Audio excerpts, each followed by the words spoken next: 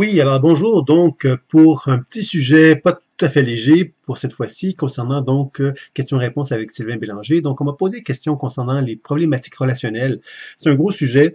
Et évidemment, dans ce contexte de questions et réponses, je vais tâcher donc d'y répondre le mieux que je peux avec peut-être une petite préparation que je fais pas habituellement, mais cette fois-ci, je me suis un petit peu préparé juste comme pour donner des idées peut-être plus concrètes, plus tangibles finalement pour parler de ce problème-là, qui est un problème important, puisque nous sommes tous confrontés à des relations, puisque l'être humain est relationnel, et en étant relationnel, mais inévitablement, il rencontre d'autres êtres humains, et ces autres êtres humains-là, ben, quelque part, ils tentent d'avoir une bonne relation avec eux, d'avoir de bons échanges, des bonnes communications, une forme d'authenticité aussi entre chacun de nous.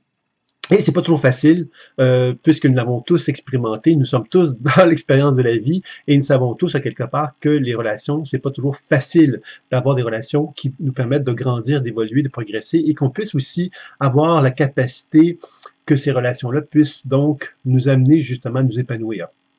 Donc, les problématiques relationnelles que j'aimerais vous parler, bien, finalement, c'est un petit peu regarder ensemble qu'est-ce qui fait qu'une relation peut ne pas bien fonctionner et peut-être qu'est-ce qui fait qu'il pourrait mieux fonctionner.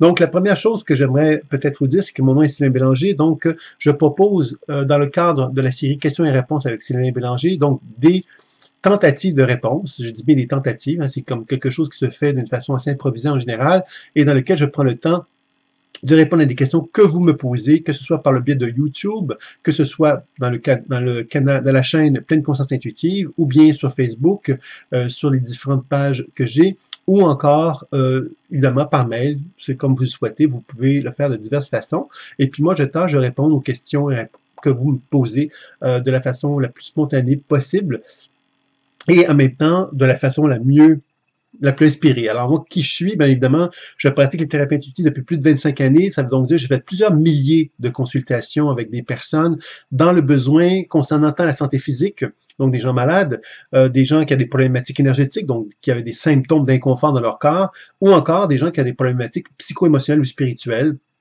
Puis évidemment, ma perception, ma capacité de lire le champ énergétique des gens pouvait les conseiller, les aider. Et c'est de cette expérience-là, évidemment, sur laquelle je me repose, en fin de compte, pour pouvoir effectivement vous faire part un petit peu de mes réflexions sur différents sujets. Alors donc, la question du jour, bien évidemment, c'est finalement, qu'est-ce qui explique à quelque part les problématiques relationnelles? C'est quoi finalement les problématiques qu'on rencontre dans une relation? Je vais vous en présenter quelques-uns de ces problématiques relationnelles-là pour regarder ensemble puis d'être davantage attentif peut-être aussi chacun de notre côté à ne pas succomber justement à ces pièges finalement relationnels dans lesquels on peut se retrouver.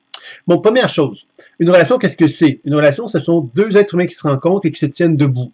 Alors, ça veut dire quoi? Ça veut dire qu'ils acceptent leur verticalité. Verticalité, ça veut dire quoi? Ça veut dire que je me tiens debout, je suis les deux pieds sur le sol et j'ai ma tête vers le ciel. Je suis dans une position de verticalité qui va faire que je vais accepter que l'énergie tellurique de la Terre va circuler en moi, tout comme l'énergie du ciel va circuler en moi. Ça veut dire que l'énergie de la Terre, c'est démontrer que la Terre produit un champ électromagnétique, c'est le champ Schumann. Et évidemment, quand je suis dans une position de verticalité, je suis dans une position où je peux accepter plus facilement ce champ électromagnétique-là, qui va donc pénétrer dans mes cellules. Et si je suis capable d'accueillir ce champ électromagnétique-là dans mes cellules, ça veut donc dire que ce champ électromagnétique-là va me donner l'opportunité de me tenir debout sur mes deux jambes et être capable de faire face à la situation de vie que je peux rencontrer d'une façon plus efficace, d'une façon plus harmonieuse, je dirais. Donc ça, c'est la première chose que j'aimerais vous dire, c'est que cette position de verticalité, elle se travaille, elle me met donc en liaison avec la Terre, et elle me met en relation avec le ciel. Alors, le physicien Pop a démontré que le soleil, entre autres, produisait des photons, de la lumière, et cette lumière-là était absorbée par les cellules du corps et elle réémettait de la lumière. Alors, on comprend ici que l'aura, finalement, c'est une conséquence, pourrait-on dire, de cet échange biolumineux qui s'effectue dans nos cellules du corps. Ça veut donc dire que quand je parle d'une position de verticalité, ça veut donc dire que je suis dans une position où j'accueille l'énergie de la Terre et celle du ciel, et j'accepte évidemment que mon corps est une antenne, et cette antenne-là est donc capable de faire des échanges avec la Terre et le ciel, et c'est le premier type d'échange dont j'aimerais vous parler au niveau de la relation. C'est quoi ma relation avec la Terre? C'est quoi ma relation avec le ciel? Avant même de vous parler des relations d'une façon humaine entre des êtres humains, cette première relation est fondamentale. Alors moi, je vous invite à à vous inscrire sur le site développementconscience.com. Vous avez accès à un module 1 qui est gratuit d'enseignement en ligne. Et ce module 1-là vous enseigne la technique d'enracinement, qui est vraiment la technique de base, qui va vous aider justement à travailler sur cette position de verticalité-là. La position de verticalité, qu'est-ce que c'est? C'est un état de conscience dans lequel je reconnais que je suis en verticalité. C'est-à-dire que la Terre et le ciel me supportent et me permettent d'être en relation avec la Terre et le ciel de façon à ce que j'assume mon individualité en tant qu'humain. Cette individualité-là, si elle n'est pas assumée, qu'est-ce qui va arriver? C'est que je vais tomber. Alors, on dit souvent cette notion de tomber en amour, hein, où j'ai tombé en amour ou tombé amoureux. Je sais qu'en France, il y a une petite variation, c'est pour ça que j'avais un doute là. Et sachez que tomber, quelle que soit la raison pour qu'on tombe, hein, tomber, c'est pas se retrouver dans une position de verticalité, c'est vraiment de tomber sur l'autre. Et en tombant sur l'autre, ben, ça veut dire quelque part qu'on succombe à son charme, on succombe à quelque part d'une façon énergétique, pourrait-on dire, on succombe justement à son champ énergétique, on se laisse porter par cette autre personne-là, et bien souvent, c'est là que commencent les problèmes. Parce que quand on n'est pas dans une position de verticalité, on n'est pas dans notre pouvoir. Et quand on n'est pas dans notre pouvoir, ben on crée à ce moment-là des dynamiques relationnelles qui vont générer à ce moment-là des conflits, possiblement, dans nos échanges avec les autres êtres humains. Donc la position de verticalité est quand même une position qui est vraiment favorable et je vous invite à expérimenter la pratique de l'enracinement pendant au moins 7 jours. Pour voir un petit peu qu'est-ce que ça change dans votre vie quand vous avez cette position de verticalité, quand vous la travaillez du moins.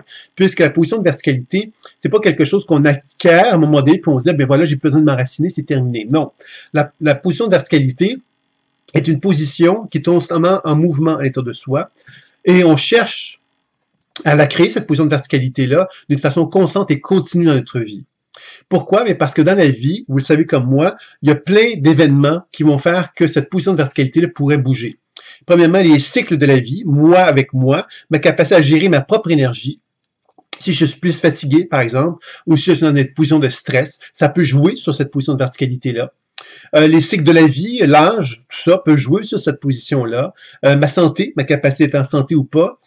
Ma capacité d'être en relation avec les gens autour de moi. Je rencontre des gens nouveaux à chaque jour. Je peux me retrouver dans des situations où ces rencontres que je fais avec les gens peuvent provoquer des choses en moi, et ainsi de suite.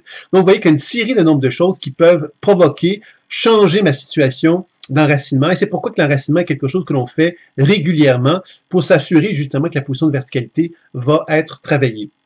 Donc ça, c'est une première chose que je dirais. Maintenant, pour mieux comprendre la position, justement, les problématiques relationnelles que l'on peut rencontrer, c'est disant que lorsque deux êtres humains se rencontrent, il y a donc une volonté d'échange. C'est normal, on est humain et on a envie de partager des choses avec l'autre être humain qui est devant soi. Et c'est important de bien comprendre que cette position de verticalité, c'est que si les deux sont dans des positions de verticalité, ce qui va arriver, c'est qu'il va y avoir une notion d'échange. L'échange, c'est un troisième espace. J'ai mon espace, j'ai l'espace de mon partenaire, et j'ai un troisième espace qui est l'espace partagé. Cet espace partagé n'est pas obligatoire. Je ne suis pas obligé de partager avec quelqu'un un espace. Si je décide de le faire, c'est parce que je sens que la relation avec l'autre, il y a un lien qui s'est effectué. C'est ce lien-là qui va créer cette zone de partage-là naturellement. C'est-à-dire que je vais avoir envie de créer un espace pour que la personne avec qui je suis, on puisse effectivement développer un échange plus intime, un échange dans lequel on va pouvoir se dévoiler davantage, etc.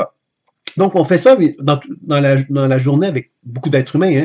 On va créer des zones de partage, puisqu'on va dire bonjour, comment ça va? Et en disant bonjour, comment ça va? On crée cette zone de partage-là.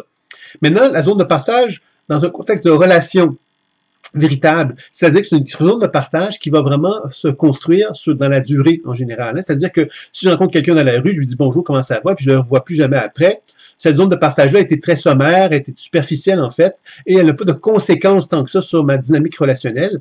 Par contre, quand je crée une relation avec quelqu'un sur la durée, ben cet échange, cette zone de partage-là, va s'avérer d'avoir plus de contenu, plus de charge émotionnelle, énergétique, psychique, qui vont faire que la relation va devenir justement beaucoup plus importante. Je vais voir la personne tous les jours, je vais lui parler de moi, elle va me parler de moi, on va se parler chacun de nous. On va développer quelque chose, une relation qui va nous souder en fin de compte. Et dans un contexte amoureux, par exemple, on va développer l'amour. Dans un contexte amical, on va développer une amitié profonde. Dans un contexte familial, on va développer des liens de fidélité. Dans un contexte professionnel, on va développer des liens de collaboration. Alors, vous voyez que ces liens-là, quelque part, sont humains. Et il repose justement sur cette zone de partage que je viens de nommer. La problématique principale dans les dynamiques relationnelles, c'est justement que cette zone de partage-là va se créer dans des conditions où deux êtres humains ne se tiennent pas debout, c'est-à-dire qu'ils ne sont pas dans une position de verticalité. Alors, la première raison qui va faire qu'une relation ne sera pas dans une position de verticalité, c'est que l'une des deux personnes va, par sa capacité à s'affirmer, demander, s'imposer à l'autre, et l'autre va accepter justement de se laisser finalement imposer des choses. C'est-à-dire que cette personne-ci, par exemple, va, s'imposer à l'autre et la zone de partage va finalement être une zone d'envahissement. C'est-à-dire qu'on n'est plus en train de partager quelque chose. Cette personne-là, par sa capacité à s'imposer, va créer donc une situation d'envahissement vers l'autre. Et l'autre, effectivement, si elle ne réagit pas, si elle ne reste pas dans cette position de verticalité, elle va se sentir obligée à répondre aux exigences de la personne qui s'impose.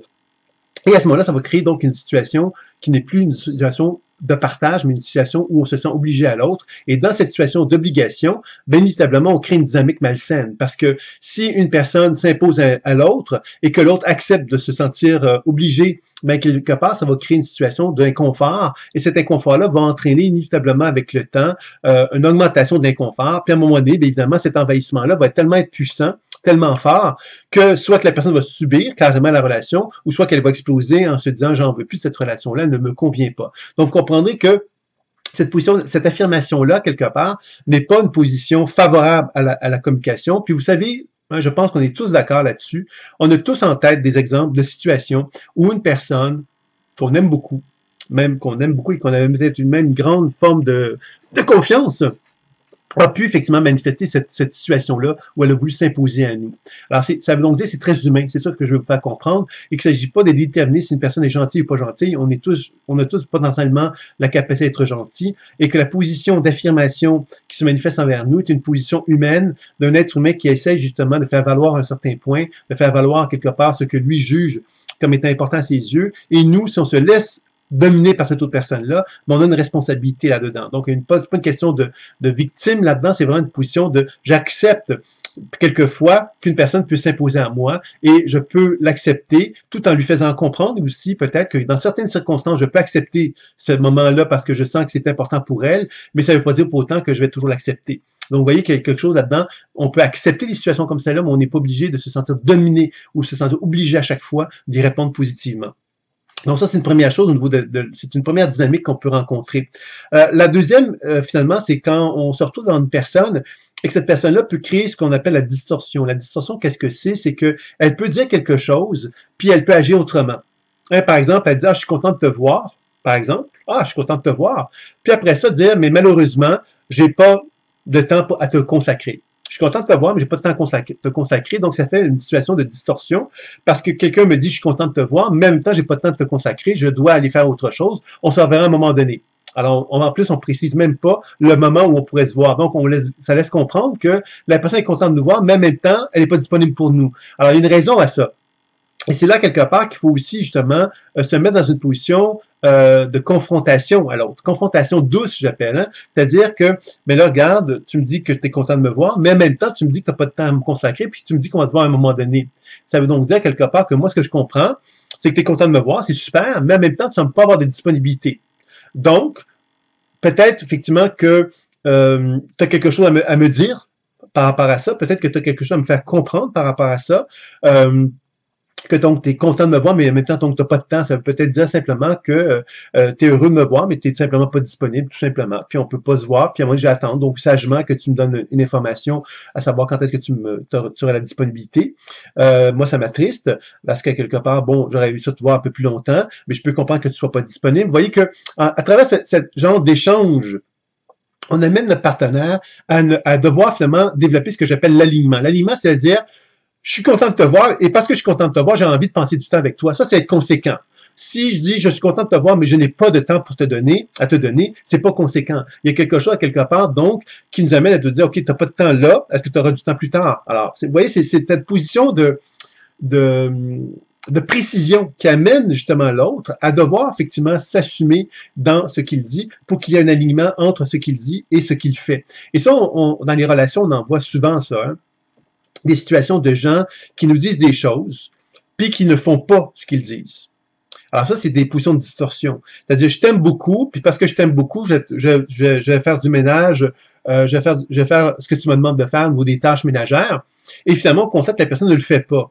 Ça veut dire quoi? Ça veut dire, tu m'aimes, ok, tu me dis que tu m'aimes beaucoup, mais tu fais pas ce que tu me dis que tu vas faire. Donc, il y a une distorsion. Parce que si tu m'aimes beaucoup, tu le ferais. Donc, il y a quelque chose là-dedans qu'il faut aller creuser avec la personne. Et c'est pas toujours facile. On a toujours tendance, nous, en tant qu'être humain, à se dire, ah, il l'a pas fait, donc il m'aime pas tant que ça. Peut-être que j'ai fait quelque chose que j'aurais pas dû faire. Je lui ai peut-être dit quelque chose qui était désagréable. Et là, on tombe dans la position où on devient responsable de l'attitude de l'autre. Et ça, c'est quelque chose qui est vraiment malsain aussi. Donc, on doit aller frapper à la porte de notre partenaire puis lui dire, regarde, tu me dis quelque chose et tu le fais pas, j'aimerais comprendre pourquoi. Donc, on ramène la responsabilité à notre partenaire, on lui fait comprendre que s'il nous dit quelque chose, il devrait le faire. Et s'il ne le fait pas, ben ça nous questionne. Et c'est tout à fait logique et tout à fait crédible d'arriver à cette position-là. Donc, on n'est pas en train de lui reprocher quelque chose. On est simplement en train de lui demander des explications par rapport à la cohérence que l'on souhaite avoir dans notre relation avec lui. Donc, ça aussi, ça permet justement d'éviter de porter la relation en soi et ça permet donc de clarifier aussi des choses qui sont importantes dans la relation. Là, évidemment, ces deux exemples-là que je viens de vous donner, l'affirmation et la distorsion, ça crée des rapports de force. Et ces rapports de force-là, évidemment, vont générer souvent justement une espèce de rapport de force, justement une dynamique relationnelle. Et cette dynamique relationnelle-là, bien évidemment, va entraîner donc une situation où plus, par exemple, la personne s'affirme auprès de moi, ben plus moi, quelque part, ben je vais être soumis. Alors ça, c'est un rapport de force, c'est-à-dire que j'accepte d'être dans une position de soumission par rapport à mon partenaire qui a une position de domination. C'est un rapport de force. Plus il s'affirme, plus je me confronte vers lui, c'est un rapport de force. Et encore là, on va cultiver un rapport de force. Alors vous comprenez que pour briser ce rapport de force-là, pour le changer du moins, pour arriver à le clarifier, il faut vraiment apprendre justement à faire valoir ce qui se passe. Hein, là, tu veux ça, je comprends que tu veux beaucoup ça parce que tu t'affirmes beaucoup près de moi. Moi, quelque part, cette fois-ci, je pourrais le faire parce que ça me convient, parce que je comprends que c'est important pour toi, mais je veux que tu saches que cette façon que tu as de t'affirmer de cette façon-là, moi, quelque part, ça me donne l'impression, justement, que tu n'es pas à mon écoute. Puis ça me fait de la peine parce que moi, quelque part, j'ai envie qu'on dans une relation, on soit capable de pouvoir se parler, d'échanger, sans que l'un essaie de dominer l'autre, par exemple. Alors, vous voyez que en acceptant cette idée d'accueillir et de témoigner de la chose, parce que vous voyez, on crée une relation, on est deux personnes, on crée un échange, une zone d'échange, une zone de partage. Et cette zone de partage-là, si moi, en tant qu'individu, j'observe que dans la zone de partage, on s'impose à moi, mais moi, ce que je peux dire, regarde, là, actuellement, moi, j'apprécie beaucoup qui tu es, mais là, dans l'échange que l'on a, j'ai le sentiment que tu veux beaucoup t'imposer à moi. Et puis moi, ça me rend inconfortable. Alors, vous voyez que vous êtes en train de parler de la zone de partage. Donc, vous n'êtes pas en train de dire à la personne, tu es en train de me dominer. Ce qu'on est en train de dire à la personne, c'est présentement, ce que je ressens, c'est que tu as une volonté de manifester avec beaucoup d'intensité, à quelque part, quelque chose que tu voudrais, ce que je peux comprendre, mais en même temps, moi, je me sens envahi là-dedans. Alors, vous voyez que dans ces conditions-là, vous êtes en train de faire part à votre partenaire d'une situation qui est là et vous êtes en train de lui donner des indices, justement, que vous n'avez pas envie de ce rapport-là, de ce rapport de force qui existe entre vous deux. Et des chances qu'en étant comme ça, vous allez vous retrouver dans une position où vous n'êtes pas en train de nourrir le rapport de force, mais vous êtes en train d'amener une résolution au rapport de force, c'est-à-dire d'amener à votre partenaire à prendre conscience que oui, effectivement, il y a une tendance à vouloir nous dominer dans cette situation-là pour diverses raisons. Et parce qu'il va vouloir nous le partager, bien peut-être effectivement qu'on va arriver à mieux cerner l'enjeu de la relation, mieux cerner notre position de verticalité commune et mieux justement gérer, mieux contrôler, je dirais, la zone de partage pour qu'elle ne devienne pas justement une situation où la force va être dominante pour l'un ou pour l'autre. Donc ça, c'est un autre élément assez important aussi que je voulais vous parler. L'autre aspect qui est intéressant aussi de regarder, c'est ce qu'on pourrait appeler la forme de dépendance qui peuvent se jouer là-dedans. Quand on a un rapport de force, comme je viens de vous manifester, bien évidemment, il y a des attentes qui se font. Hein. Par exemple, la personne, elle se dit, ben voilà, elle veut me dominer, mon partenaire veut me dominer parce qu'à quelque part, il m'aime beaucoup. Ben là, toute une explication. Et comme il m'aime beaucoup, ben moi, je vais lui montrer que je l'aime beaucoup, donc je vais accepter d'être dominé. Alors là, on tombe dans une espèce d'interprétation complètement fausse de la situation. C'est pas, la personne ne veut pas me dominer, c'est pas parce qu'elle m'aime beaucoup nécessairement qu'elle me domine. Hein? C'est mon interprétation. Peut-être que mon partenaire essaie de me dominer parce que justement il est insécure, puis il veut avoir un contrôle sur moi parce qu'il y a le sentiment qu'il en a un contrôle sur moi, mais il va obtenir plus dans la relation. Puis que moi, si j'accepte ça, ben quelque part, je vais me retrouver dans une position situation où je vais être pénalisé. Donc, vous comprendrez quelque part que cette forme de dépendance-là va créer une situation toujours dans le silence. On ne communique pas, on ne dit rien, mais on a l'impression que mon partenaire veut que je fasse ça parce qu'il veut que je lui prouve que je l'aime, et parce que je veux lui prouver que je l'aime, je vais donc accepter d'être dominé par lui. Mais en étant comme ça, ben, mon partenaire, lui, comprend quelque part que j'accepte la position de domination, et puis à ce moment-là, bien évidemment, une situation qui non communiquée, qui non dite, et qui devient donc une genre de dynamique, c'est-à-dire quelque chose qui se crée dans l'inconscient, et qui fait que les deux personnes partent du principe que moi je suis dominant, puis toi tu es soumise ou soumis, et ça veut donc dire quelque part que tu es obligé de te soumettre à moi, puisque c'est ça la dynamique relationnelle qu'on a établie, et c'est comme ça que c'est maintenant. Alors, vous voyez, dans une position comme celle-là, ça veut dire que ça va générer de la répétition. Et la répétition, c'est ça qu'on appelle la dynamique relationnelle, c'est-à-dire que deux êtres humains qui se rencontrent vont générer une certaine situation de répétition conflictuelle qui va faire qu'ils vont répéter la situation de dominant-dominé, par exemple. Moi, j'ai appris à te dominer en envahissant ton territoire, puis toi, tu as appris à accepter que je t'envahissais, et tu as accepté aussi l'idée de te soumettre au fait que je t'envahissais. Donc ça, c'est une dynamique relationnelle qui va donc se répéter, répéter, répéter, répéter, tant et longtemps que moi-même, en tant qu'individu, je vais commencer à me rendre compte, dire, écoute, j'aimerais ça qu'on se parle, parce que là, on est dans une situation où moi, je voudrais être dans une position de verticalité, d'honnêteté avec moi-même. Et je me rends compte qu'on a développé une relation où toi, tu t'imposes à moi, puis moi, je me sens obligé à toi. Puis c'est pas ça que je veux, puis je suis certain que c'est pas ça que tu veux nécessairement. On a développé ça sans s'en rendre compte, parce que moi, je t'aimais, puis je voulais te faire plaisir. Puis toi, ben, sans doute qu'effectivement, tu avais des besoins, puis tu t'es pas rendu compte à quelque part que dans tes besoins, tu t'imposais à moi. Puis dans ce sens-là, on a créé quelque chose qui ne ressemble pas à ce qu'on voudrait. Donc, si tu veux bien, ben, on pourrait peut-être justement envisager une autre dynamique relationnelle qui pourrait nous permettre de créer une zone de partage qui va nous être plus favorable. Alors, vous voyez qu'à travers ce processus-là, on développe quelque chose de beaucoup plus riche et beaucoup plus intéressant dans la dynamique relationnelle qu'on peut établir avec notre partenaire. Alors, c'est un peu ça que je voulais vous transmettre aujourd'hui. Alors, il y a donc, à travers justement cette réflexion-là que je fais avec vous sur les dynamiques relationnelles, je me suis dit, ben tiens, ça pourrait être intéressant d'approfondir ça. Donc, possiblement que je vais revenir avec d'autres petites vidéos questions et réponses qui vont nous permettre d'approfondir un peu plus les dynamiques relationnelles. Puis si vous êtes intéressé, bien évidemment, faites-le moi savoir, donnez-moi des partages, posez-moi des questions, interagissez avec moi pour que je puisse justement avoir votre feeling, avoir le sentiment quelque part que vous appréciez aussi ce genre de petites vidéos-là, parce que là, c'est une question qui m'a été posée, mais finalement, je me rends compte qu'on pourrait approfondir ça à travers d'autres vidéos. Donc, c'est ce que je vais me permettre de faire, sans doute, hein, pour vous permettre d'aller un peu plus loin dans la démarche, dans l'exploration des relations, parce que je pense que c'est un thème sérieux, c'est un thème important, qu'on a tous envie d'avoir des relations qui sont plus saines avec notre entourage. Alors, je me dis que ça pourrait être intéressant, donc, de l'approfondir. C'est ce que je vais me permettre de faire dans des prochaines vidéos. Donc, voilà. Alors, je vous dis à très bientôt. Si vous avez apprécié ce petit vidéo-là, ben, n'hésitez pas à le partager.